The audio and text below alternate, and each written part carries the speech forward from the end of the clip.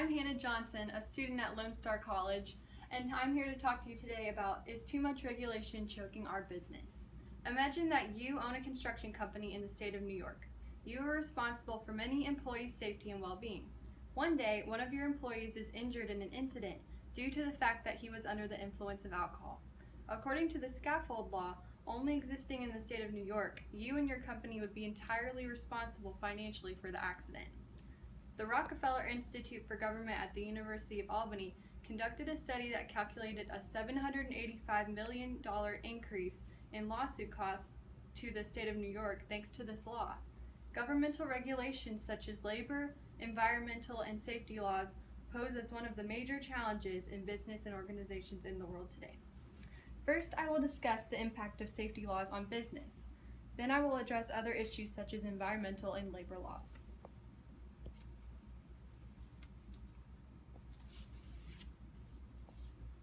Safety laws such as the scaffold law I discussed can be detrimental to big business.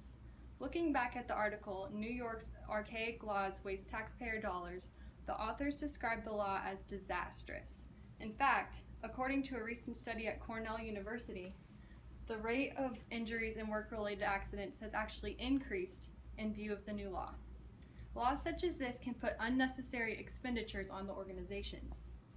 While the general safety of the citizens of this country is the responsibility of the government, businesses should have more autonomy on designing unique safety programs that keep their employees safe but don't cause them to go bankrupt.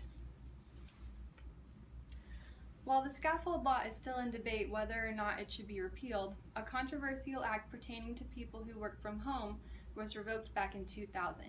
The Occupational Safety and Health Act required that all safety and health standards apply to employees that work from their homes. In the article, Red-Faced OSHA Drops Rules from Home Workers, Dan Danner remarks that this was just one of the examples of how far overboard OSHA frequently goes. OSHA decided that this act was unfair because it should not apply to work-at-homers who were not in dangerous environments. Therefore, the government should not prescribe a one-size-fits-all solution for companies to follow. Another area of government regulation that can be strenuous on business is environmental regulations. Small businesses are disproportionately affected by these environmental regulations. The article Small Business Seeks Significant Relief claims that environmental regulations were most often named by companies as the most onerous. For example, Spectrum Chemical Manufacturing of California had to provide a detailed list of more than 20,000 products to his local fire department, even though most of these products were non-hazardous and only found in small quantities. Many companies blame Congress for writing prescriptive, overly specific laws. The government is overreaching in their environmental laws on companies.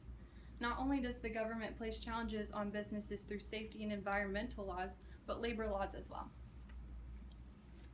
Labor laws are very challenging for businesses to continually monitor and maintain compliance. The Family Medical Leave Act is a law that requires employers to provide their employees with protected leave for medical, military, and family reasons. Many provisions and some aspects of the law require business to update their definition of spouses due to the recent Supreme Court ruling on gay marriage. Also, the concept of who is considered a military member has recently changed because of the addition of many new branches of service. This is a challenge because laws change so frequently that it is difficult for businesses to keep up with the constantly changing legal landscape.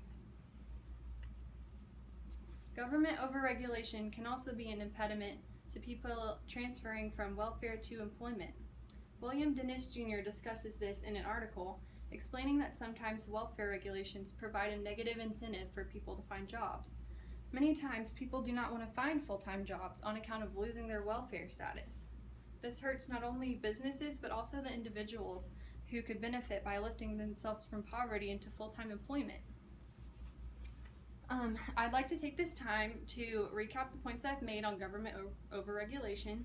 I discussed the impact of safety laws on organizations and how they can be detrimental to big business. I then showed how impactful environmental regulations can be on unreasonable to corporations. I also explained the immense effect of the ever-changing labor laws enforced on business and how difficult they can be to maintain.